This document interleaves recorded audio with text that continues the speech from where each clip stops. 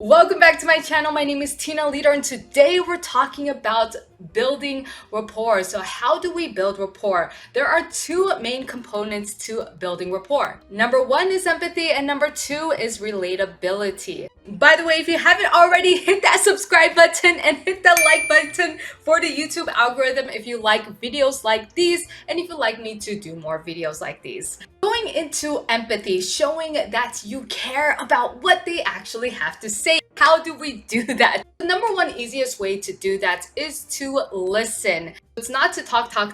Hey, I care about you. Hey, I love you. Hey, you're great.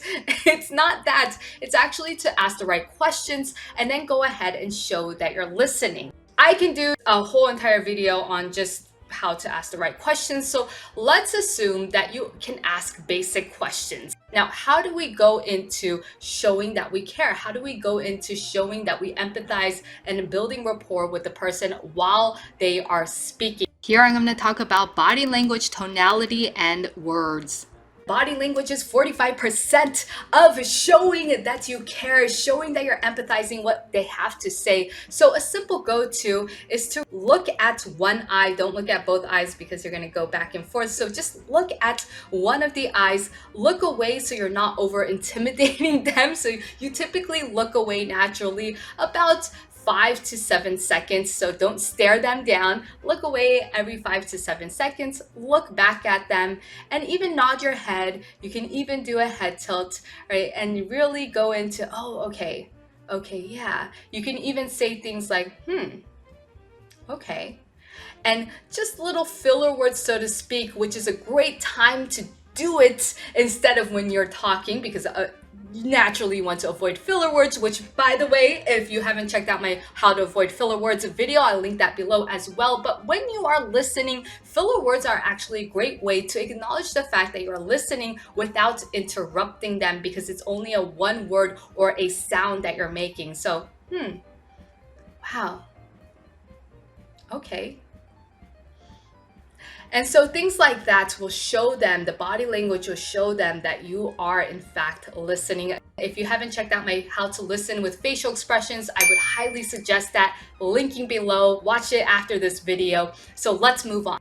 There's so many people that I've seen build a lot of rapport and I didn't understand a single thing that they said. Let's say they were a foreigner and they had a heavy accent, but it's because their tonality was on point that they were able to build that rapport. So let's go into tonality and how that affects things. Let's say you're a salesperson making a phone call. Obviously, body language doesn't go into effect because they can't see you. So you really have to focus on your tonality and the words that you use, because you can't utilize body language. So in a sense, you're at a certain disadvantage unless you really pay attention to your tonality and the words that you use. But emphasis on tonality over the words. So there is a tonality called the rapport building tonality, and that is when you do an uptone.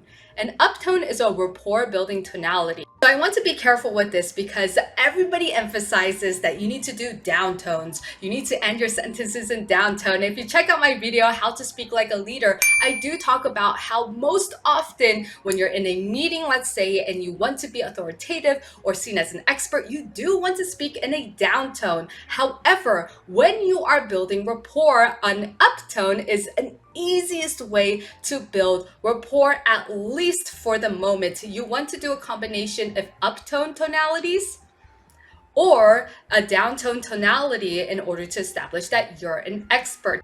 So depending on what you're saying and what you're talking about, you want to either utilize the uptone tonality or a downtone tonality. Great way to utilize this is to do an uptone tonality as you greet the person, followed by a downtone tonality with a following sentence. For example, you could say, "Hey Ashley, how are you?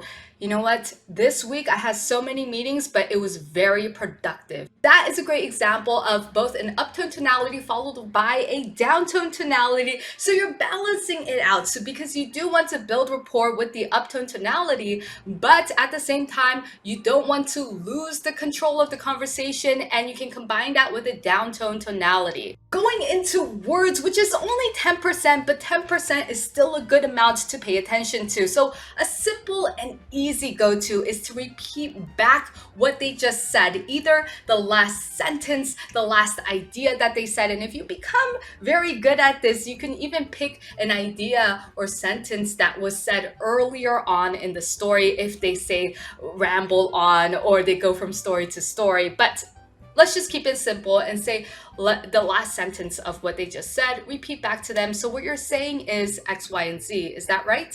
And they could go ahead and confirm, and they may go on, or that's a great time to insert a question that you may have based on what you just repeated back to them. So that is a simple go-to in terms of what words to use. Like I said, first you need to be able to empathize, show that you care what they have to say, but secondarily, you need to have the relatability. You need to be able to show that you are just like them, at least in one aspect. It only takes one aspect. Have you ever met somebody and you had nothing in common? You felt like this person is just not my type of person, and then they said that one thing that you two connected on, and you two just built this amazing rapport, and you just vibed and you had synergy, because that's all it takes. It could be something as simple as I love to surf, and then it turns out the other person loves to surf, or I personally love French macaroons. Maybe the other person is a French macaroon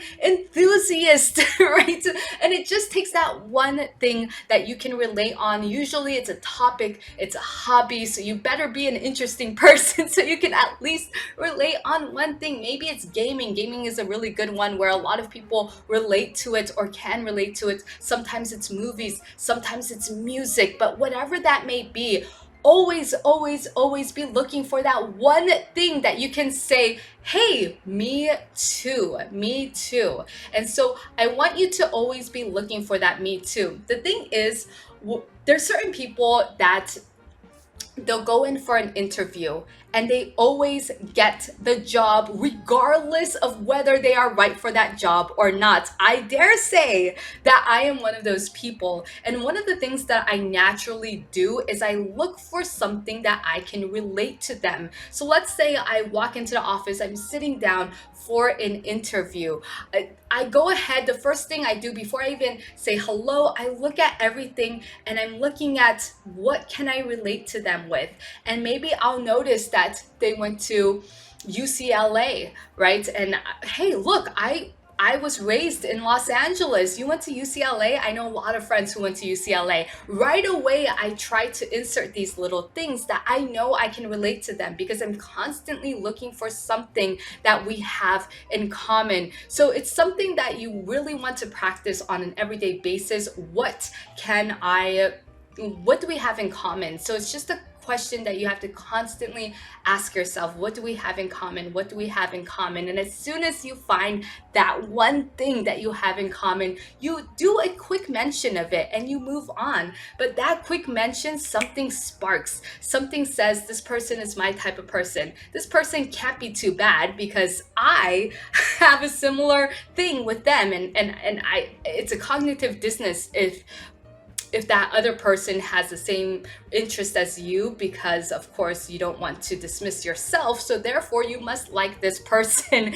And it's just a psychological thing that we all have, and a bias that we all carry, that when somebody else has the same hobby as us or interest as us, we tend to like them a little bit more. So it's something that we want to constantly look for. What do we have in common, and how can I point that out? Just a little quick point out, hey, me too. Wait, really? You like X? You like Y?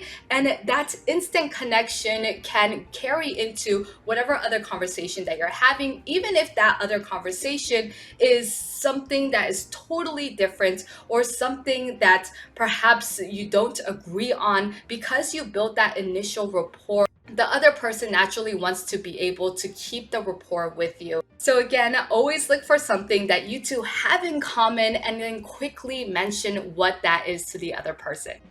Bonus number 3 is have charisma. So if you haven't checked out my video on 7 habits of charismatic people, go ahead and check that out. I'll put it in my description, and I will see you on the next video. Hit that subscribe button and hit that like button, and see you next time.